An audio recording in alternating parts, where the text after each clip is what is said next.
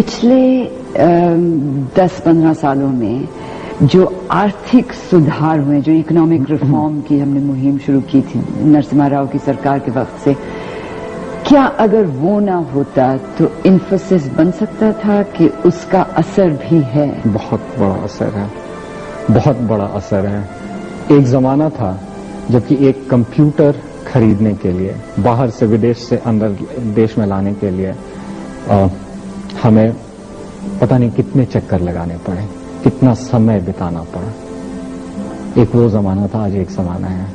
बहुत बहुत बहुत बड़ा योगदान रहा है। अगर 91 का लिबरलाइजेशन नहीं होता तो इन्फोसिस से क्यों आज जितनी कंपनियां हैं जो भारत को विदेश में एक दूसरे रूप में प्रदर्शित कर रही हैं, वो सारी कंपनियां नहीं होती जो इस रूप में जैसे कि आज है। बहुत बड़ा योगदान है। खास करके इन्फोसिस ये जो ग्लोबलाइजेशन है, विश्वकरण जो है, उससे डरता नहीं है। हम अपनी बाहें खोल के उसका स्वागत करते हैं, क्योंकि अगर ग्लोबलाइजेशन नहीं हो तो बहुत सारे दरवाजे हमारे लिए बंद रहेंगे। अगर हम दुनिया में दूसरे देशों में जाके उनसे टक्कर लेना चाहें। 70% से ज्यादा ग्राहक बाहर से हैं। 99% से ज्यादा ग्राहक बाहर से हैं। 70% लगभग समझिए आप अमेरिका से हैं। तो हम सिर्फ इंडिया में ही नहीं, इंडिया में तो हम बहुत कम है, डोमेस्टिक मार्केट बहुत ही छोटा है, अलग कारण है उसके। लेकिन हम अमेरिका में जाके अमेरिकन कंपनी से टक्कर लेके ये साबित कर चुके हैं कि जहां तक काम का मामला है, काम की क्वालिटी का मामला है, हम दुनिया में किसी से भी कम नहीं है। बेहतर ही है, कम नहीं है। लेकिन अभी भी हम छोटे हैं। अगर आप पूरे दुनिया के स्तर पर देखा जाए तो हमसे बड़ी बड़ी काफी सारी कंपनियां हैं, लेकिन काम का जो क्वालिटी है उसमें हम काफी आगे हैं, सबसे आगे हम मानते हैं। और हम बहुत बड़ा बन रहे हैं। जिस रेट से हम आगे बढ़ रहे हैं, बड़ी कंपनियां उस रेट से आगे नहीं बढ़ रही हैं। लिबरलाइजेशन या आर्थिक सुधार से फर्क ये भी पड़ा है कि इन्फोसिस जैसी कंपनियां अपना धन दिखाने खर्चने से डरती नहीं हैं। और यहाँ जो नौजवान काम करते हैं उनमें भी एक दुनिया से मुकाबला करने की नई उत्सुकता दिखती है। इन्फोसिस ही खास है। यहाँ का स्टैंडर्ड्स जो वो रखा है, टॉप क्लास इंटरनेशनल स्टैंडर्ड्स है। नहीं, प्रोपेगेंडा तो बिल्कुल नहीं है, क्योंकि सब कहते हैं ना कि नाम में क्या रखा है। मैं कहता हूँ इन्फोसिस के मामले में नाम ही काफी है। इन्फोसिस में work atmosphere and food courts, हर चीज यहाँ पे अच्छी लग रही है। कैंपस से लेके काम, अपॉर्चुनिटीज, ग्रोथ, सब कुछ अच्छा लगता है। पहली चीज इन्फोसिस में है कि रिस्पेक्ट और डिग्निटी फॉर द एम्प्लॉय। दूसरी कंपनी बनिस्बत एक डिपार्टमेंट में रह के एक ही चीज सालों तक करने के बजाय यहाँ पे आपको अलग अलग प्रोजेक्ट्स मिलते हैं, तो यू लर्न मोर एंड आपकी ग्रोथ होती है, कंपनी की ग्रोथ होती है। ऐसे ही माहौल, इतना ही एडवांस्ड माहौल जापान में है, और जापान जितना ही एडवांस यहाँ पर है। हम लोग ये कह सकते हैं कि यहाँ पे आपको वर्ल्ड क्लास फैसिलिटीज अवेलेबल हैं, चाहे वो टेक्नोलॉजी लेवल पे हो या इंफ्रास्ट्रक्चर लेवल पे हो, जैसे जिम्नेशियम और एंड वर्ल्ड क्लास प्रोफेशनलिज्म यहाँ पर अवेलेबल है। औरतों को इस कंपनी में उतनी अपॉर्चुनिटी मिलती है जितनी मर्दों को मिलती है? ऑफ कोर्स, अच्छा, यस, ऑफ कोर्स। ऐसा औरत या लगा ऐसा कुछ फर्क तो है ही नहीं हमारे पास। बट कम है औरतें, काफी है। नहीं, इक्वल रेशियो तो ऑब्वियसली नहीं है, बट कम तो डेफिनेटली नहीं है। और वही काम मिलता है जो आदमियों को मिलता है। हाँ हाँ। इन्फोसिस को आपने चुना कि मैंने इन्फोसिस में ही काम करना है, कि इन्फोसिस ने आपको चुना? नहीं, मेरा ख्याल था कि मैं आईटी फील्ड में काम करूंगा, और जब कैंपस रिक्रूटमेंट हुआ तो मुझे लगा कि इन्फोसिस अच्छा कंपनी है, जो ग्रोथ प्रोस्पेक्ट से अच्छे हैं, and the people at the top really had a vision. पहले ये काम ये था कि जो इंडिया से लोग थे, out of the IITs or the IIMs or wherever, they used to go abroad to find opportunities. अभी Infosys में ये है कि there are foreign people coming and working with us. Guys from Japan, in my team for example, there are a lot of Japanese engineers जो Japan छोड़ के India में आके इंडिया में रह के काम कर रहे हैं, because they want to learn, they think that India is good in IT and they can pick up some skills over here. This diversity is there.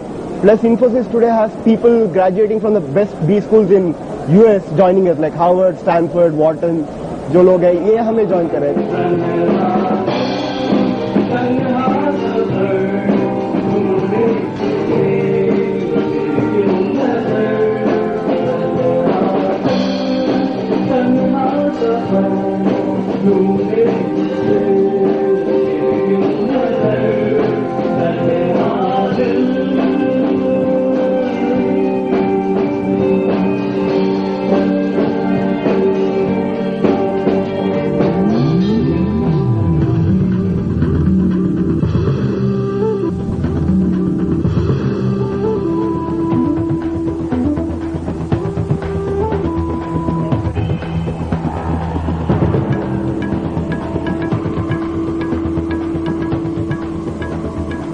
एक वक्त था जब नौजवान भारतीय विदेश इतना भागते थे अच्छी नौकरियों की तलाश में कि ब्रेन ड्रेन की बातें होती थी. अब उल्टा हिसाब दिखता है.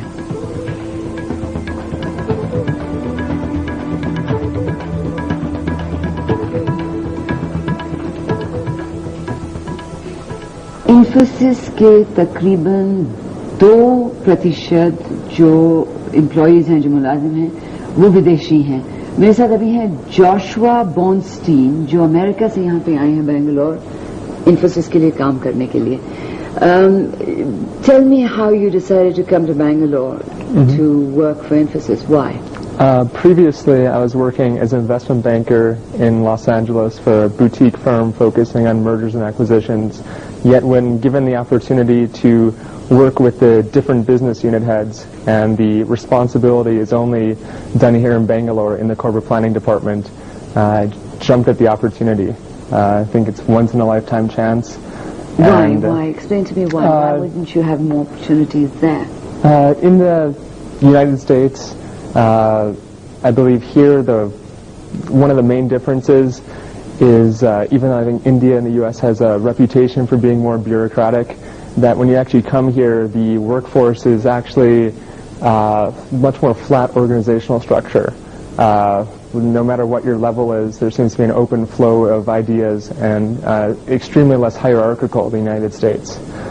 So given that proposition and just the sheer amount of responsibility, being able to work on business plans with the different units, I don't think it was an opportunity that would have presented itself to me in the U.S. and especially in the target market of IT outsourcing, which everyone hears about in the headlines. To be able to do this at this time in history is something I did not want to escape.